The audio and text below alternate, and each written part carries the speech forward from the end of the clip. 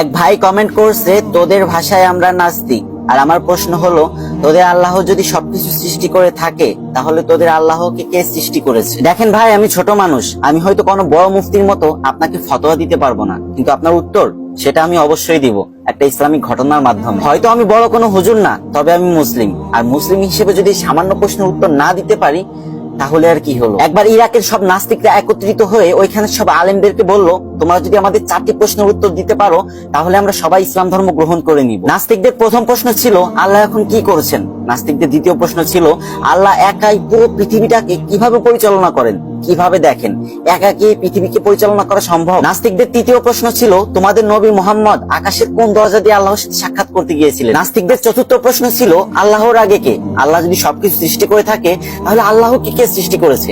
কিন্তু এই 4টি প্রশ্নের কোনটির উত্তরই কোনো আলেম দিতে পারলো না। হঠাৎ সেই সভা অনুষ্ঠানের পিছনে ছোট্ট একটা ছেলে এসে দাঁড়ালো, যার বয়স মাত্র 13 বছর। সে সভা মঞ্চের সামনে এসে দাঁড়ালো আর বলল, আমি আপনাদের এই 4টি প্রশ্নের উত্তর দিব, আপনাদের মধ্যে আমাকে প্রশ্ন কে করবে? তখন সবাই চেয়ারে বসে থাকা একটি লোককে দেখিয়ে বলল, ইনি তোমাকে প্রশ্ন করবে। তখন সেই ছোট্ট ছেলেটি বলে উঠলো, যেহেতু প্রশ্ন আপনি করবেন আর উত্তর আমি দিব, তার মানে আপনি আমার ছাত্র, তাই আপনি আমাকে ওই চেয়ারে বসতে দিন আর আপনি নিচে এসে দাঁড়ান। এই কথা শুনে সবাই অবাক হয়ে গেল, কিন্তু তাও ছোট্ট ছেলেটির কথা সবাই মেনে নিল। তারপর প্রশ্ন উত্তর পর্ব শুরু হলো। নাস্তিক তখন তার প্রথম প্রশ্ন করলো, আল্লাহ তাআলা এখন কি করছেন? তখন ছোট্ট ছেলেটি উত্তর দিল, আল্লাহ তাআলা এই মুহূর্তে তোমার মতো বেকুবকে এই বড় চেয়ার থেকে নামিয়ে আমাকে এই বড় চেয়ারে বসিয়ে দিয়েছেন। সবাই খুবই অবাক হলো। নাস্তিক তার 2 নম্বর প্রশ্ন করলো, আল্লাহ তাআলা এই পুরো পৃথিবীটাকে একা কিভাবে দেখেন, একা কিভাবে পরিচালনা করেন, একা হয়ে এটা কিভাবে সম্ভব? তখন ছেলেটি সবাইকে একটা 4 কোণাওয়ালা ঘরে নিয়ে গেল আর সেখানে একটা মোমবাতি জ্বালিয়ে দিল আর বলল, বলো তো এই মোমবাতি কোন দিকে তাকিয়ে আছে? তখন নাস্তিকরা সবাই বলে উঠলো, এটা কখনোই বলা সম্ভব না, কারণ এই মোমবাতির আলো পুরো ঘরে ছড়িয়ে আছে। তখন ছেলেটি বলে উঠলো, আল্লাহ তাআলা ঠিক এভাবেই তার নূর আর রহমত দিয়ে পুরো পৃথিবীটাকে ঘিরে রেখেছে, এভাবেই সে পুরো দুনিয়াটাকে পরিচালনা করে। সবাই হতভম্ব হয়ে গেল। নাস্তিকদের 3 নম্বর প্রশ্ন ছিল, তোমাদের নবী মুহাম্মদ আকাশের কোন দরজা দিয়ে আল্লাহর সাথে সাক্ষাৎ করতে গিয়েছিল? তখন সেই ছেলেটি হাতে একটা ডিম নিয়ে বলল, এই ডিম থেকে 22-23 দিন পরে বাচ্চা ফুটে বের হবে, এবার তোমরা বলো তো বাচ্চাটা ঠিক কোন দিক দিয়ে বের হবে? নাস্তিকরা বলল, ঠোঁট দিয়ে ডিম ফুটো করে বাচ্চা বের হবে। তখন ছেলেটি বলল, ঠিক কোন দিক দিয়ে বের হবে? তখন নাস্তিকরা বলল, এর উত্তর আমাদের জানা নেই। তখন ছেলেটি বলল, ঠিক তেমনি আল্লাহ তাআলা তার রাসূলকে, তার বন্ধুকে আকাশের কোন দরজা দিয়ে মিরাজে নেবেন, এটা একান্ত আল্লাহ তাআলার ব্যক্তিগত কাজ, এটা তোমার আমার কাজ না, তোমার আমার জানার বিষয় না। নাস্তিকদের 4 নম্বর প্রশ্ন ছিল, আল্লাহ তাআলার আগে কে?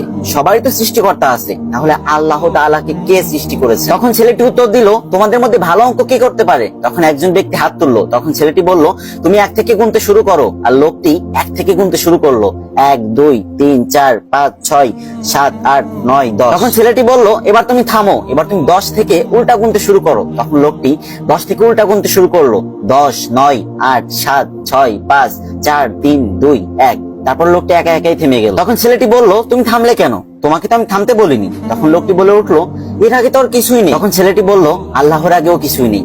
সামান্য একটা সংখ্যার আগে কি আছে, এটাই যদি তুমি বের না করতে পারো, তাহলে সেই মহান সত্তা আল্লাহর আগে কি আছে, এটা তুমি কি করে বের করবে?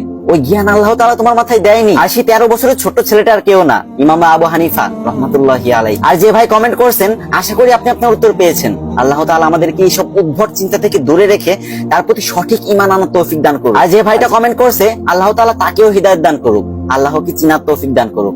সবাই একবার বলি আমিন।